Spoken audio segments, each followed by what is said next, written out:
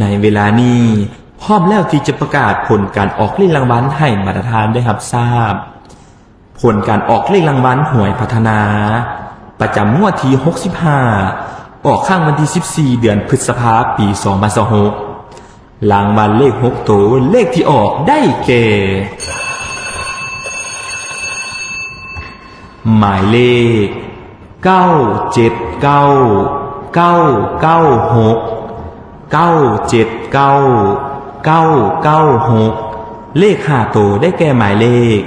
79996 79996เลข4ตัวได้แก่หมายเลข9996 9996เลข3ตัวได้แก่หมายเลข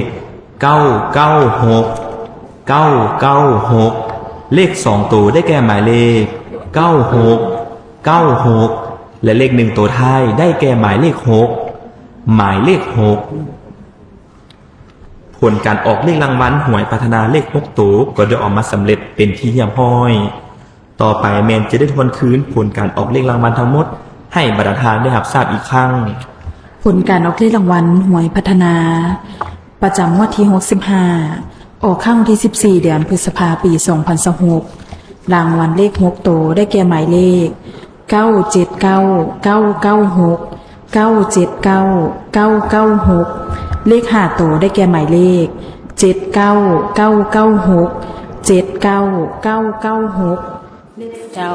ท่านผู้ชมคณะนิทานกำลังติดตามรับชมการถ่ายทอดสดผลการออกเลขรางวัลหวยพัฒนาประจำงวดที่65ในมื้อนี้รัฐบาลจะทบทวนคืนให้บรรดาทานได้รับทราบตึกอีกครั้งหนึ่งกับผลการออกเลขรางวัลหวยพัฒนาในเลขเสียง6ตัว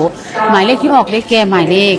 979 996เลขเสียง5ตัวหมายเลขที่ออกได้แก่หมายเลข79996เลขเสียง4ตัวหมายเลขที่ออกได้แก่หมายเลข